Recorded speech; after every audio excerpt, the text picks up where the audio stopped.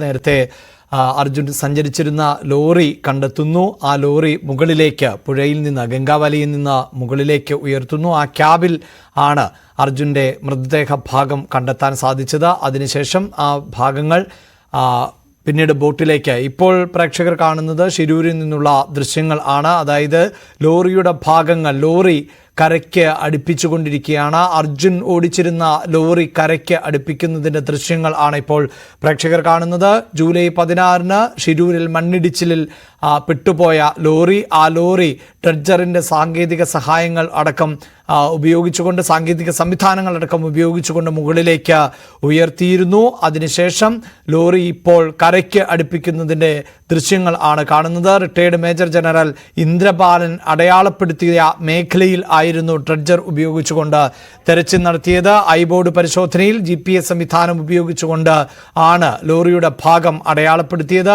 അവിടെ നാവികസേന അടക്കം നടത്തിയ നാവികസേനാ സംഘങ്ങൾ ഉൾപ്പെടെ നടത്തിയ ദൗത്യത്തിന് ഒടുവിൽ ആണ് ലോറി മുകളിലേക്ക് ഉയർത്താൻ സാധിച്ചത്.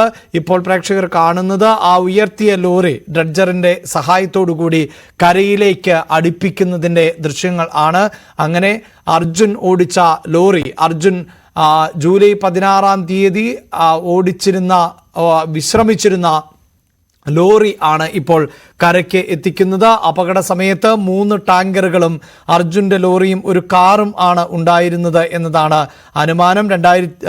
ജൂലൈ 16 രാവിലെ ആയിരുന്നു അപകടം ഉണ്ടാകുന്നത്. ഷിരൂരിലെ ദേശീയപാത 66 ഒരു ഭാഗത്ത് ചെങ്കുത്തായ മണ്ണ് ആണ്, മലനിരകൾ ആണ് ഇടിഞ്ഞു വീണത്. അതിൽ അർജുൻ്റെ ലോറിയും പെട്ടുപോവുകയായിരുന്നു. തുടക്കത്തിൽ ഇത് അർജുൻ്റെ ലോറി അതേ ഭാഗത്ത് തന്നെ മണ്ണിനടിയിലാണോ എന്ന സംശയമൊക്കെ ഉണ്ടായിരുന്നു. പക്ഷേ ഇപ്പോഴിതാ 71 ദിവസങ്ങൾക്ക് ശേഷം കൃത്യമായൊരു സ്ഥിരീകരണം ലഭിക്കുന്നു. അർജുൻ്റെ വാഹനത്തിന് എന്താണ് സംഭവിച്ചത് എന്നത്. അങ്ങനെ ആ അപകടത്തിൽ അർജുൻ്റെ വാഹനം തെന്നിമാറി, ആ മണ്ണിടിച്ചിലിൽ തെന്നിമാറി പുഴയിലേക്ക് പതിക്കുകയായിരുന്നു. ഏതാണ്ട് 65 മീറ്റർ കരയിൽ നിന്ന് 65 മീറ്റർ അകലെയായാണ് അർജുൻ്റെ വാഹനം കണ്ടെത്താൻ സാധിച്ചത്. അതിശക്തമായി കുത്തൊഴുക്കുള്ള വലിയ വീതിയുള്ള ഗംഗാവാലിയുടെ തീരത്താണ് ഈ അപകടമുണ്ടായത് എന്നാണ് രക്ഷാദൗത്യത്തെ കൂടുതൽ ദുർഘടമാക്കിയത്. സാധാരണ പുഴയുടെ വീതി അല്ല ഗംഗാവാലിക്ക് ഉള്ളത്. അതിൽ നിന്നൊക്കെ വ്യത്യസ്തമായി ജലനിരപ്പ് ഉയരുമ്പോൾ ഏതാണ്ട് 450 മീറ്റർ മുതൽ 500 മീറ്റർ വരെയൊക്കെ വീതിയിൽ ഒഴുകുന്ന ഗംഗാവാലി പുഴയിൽ നിന്നാണ് ഇപ്പോൾ ഈ ലോറി ഉയർത്തിയത്. പിന്നീട് ജലനിരപ്പ് താഴ്ന്ന സാഹചര്യത്തിലും കുത്തൊഴുക്ക് കുറഞ്ഞ സാഹചര്യത്തിലും ആണ് ഡ്രഡ്ജർ ഉപയോഗിച്ചുകൊണ്ട് ലോറി ഉയർത്താൻ സാധിച്ചത്. നമുക്ക് ദൃശ്യങ്ങളിൽ വളരെ കൃത്യമായി മനസ്സിലാക്കാൻ സാധിക്കുന്നുണ്ട്. ലോറിയുടെ ക്യാബിൻ വലിയ തോതിൽ കേടുപാടുകൾ സംഭവിച്ചുവെങ്കിലും ക്യാബിൻ അടർന്നു മാറിപ്പോയിട്ടില്ല എന്നത് ആണ് നമുക്ക് ഈ ദൃശ്യങ്ങളിൽ നിന്ന് മനസ്സിലാക്കാൻ സാധിക്കുന്നത്. ഒരു ഘട്ടത്തിൽ അത്തരം സംശയങ്ങളൊക്കെ ഉണ്ടായിരുന്നു. ഭാരത് ബെൻസിൻ്റെ ലോറി എന്ന് പറയുമ്പോൾ പോലും ലോറിയുടെ ഒരു ഭാഗം അടർന്നു പോയിട്ടുണ്ടാകുമോ, ഈ ക്യാബിൻ അടർന്നു പോയിട്ടുണ്ടാകുമോ, മറ്റ് ലോകഭാഗങ്ങൾ ഇതേ ദേശീയപാതയിൽ തന്നെയാണോ അല്ലെങ്കിൽ മണ്ണിനടിയിലായിരിക്കുമോ എന്ന സംശയമുണ്ടായിരുന്നു.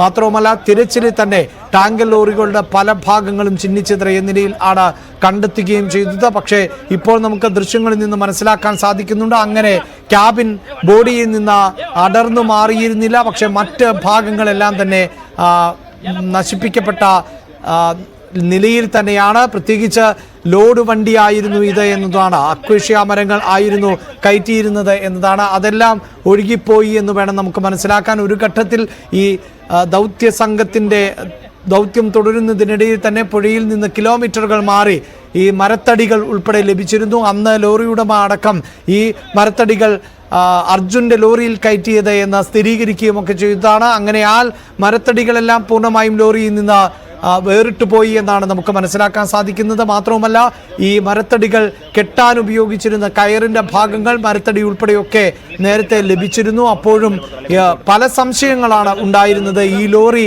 എവിടെയായിരിക്കാം, ലോറി എങ്ങനെയാണ് വെള്ളത്തിനടിയിൽ എന്ത് പൊസിഷൻ ആണ് ഉണ്ടാകുന്നത്, ലോറി നിർത്തിയിട്ട നിലയിൽ തന്നെയായിരുന്നോ അതെയോ കുത്തനെയായിരുന്നോ തലകീഴായാണോ ഒക്കെ മണ്ണിനടിയിലേക്ക് പതിഞ്ഞു പോയിട്ടുണ്ടോ എന്ന സംശയം ഉൾപ്പെടെ നിലനിന്നിരുന്നു.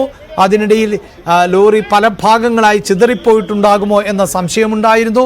ഒരുപക്ഷെ ലോറിയുടെ ഭാഗങ്ങൾ കണ്ടെത്തിയാൽ പോലും ക്യാബിൻ കണ്ടെത്താൻ പറ്റുമോ, ആ ക്യാബിനിൽ നിന്ന് അർജുൻ്റെ ശരീരഭാഗങ്ങൾ കണ്ടെത്താൻ പറ്റുമോ? ഇങ്ങനെയുള്ള നിരവധി സംശയങ്ങൾ ആയിരുന്നു ഉണ്ടായിരുന്നത്. ആ സംശയങ്ങൾക്ക് കൂടിയാണ് ഇപ്പോൾ ഉത്തരമാകുന്നത്.